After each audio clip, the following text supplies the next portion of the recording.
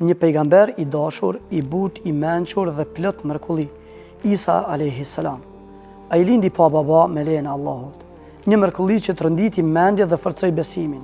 A i foli në gjep, shëroi të verbrit, ngjalli të vdekurit me lejen e Allahut subhanahu wa taala.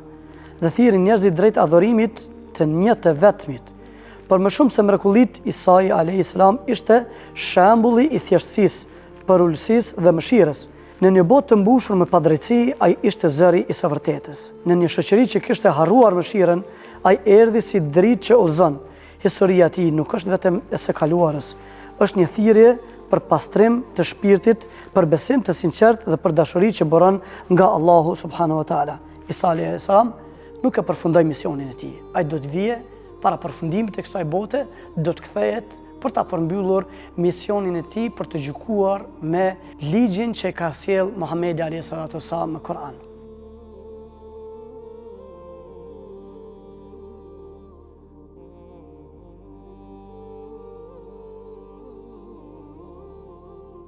Isa a.s. një nga ulul azmit, pejgamber të dalluar, i cili erdhi në jetë pa baba, vetëm nga nëna, me lejen e Allahut subhanahu wa taala.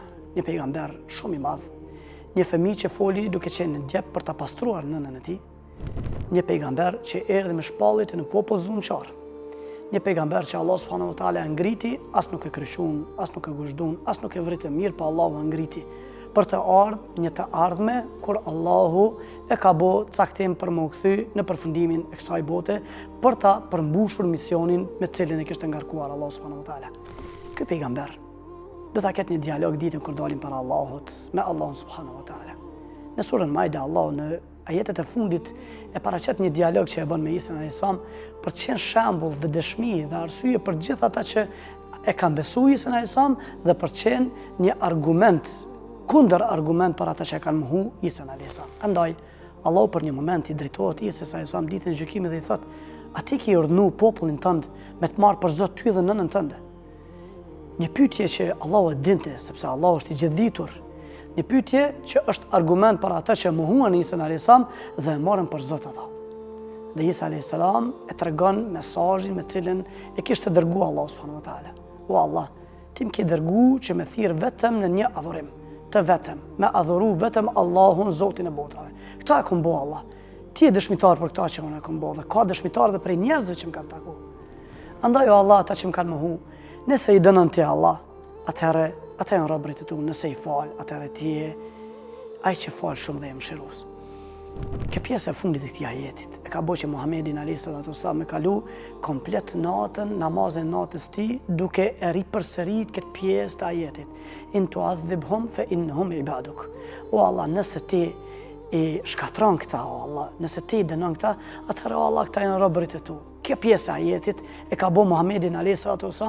gjatë gjithë natës me përsërit namazin natës ti me këtë ajet, për të treguar se çfarë mëshire ka Allahu subhanahu wa taala. O Allah, nëse ti na dënon ne me robërit e tu, dhe ne s'kem ku shkojmë tjetër.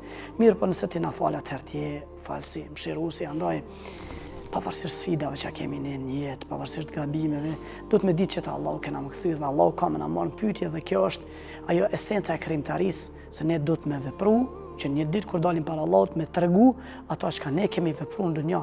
Kjo jetë është jetë që duhet me kry adhurim, me ngaru për punë të mira dhe të hajrit dhe me jep përgjegjësi para Allahut me ata që Allahu na ka ngarkuar. Andaj o Allah, nëse na dënon atëherë ti je o Allah i drejti absolut, sepse ti nuk e dënon askënd për të bërë zullum, sepse ne i bëjmë zullum vetes tonë dhe ti je më i drejti absolut. Mirë, po nëse na fal atëherë ti je më i mëshirues.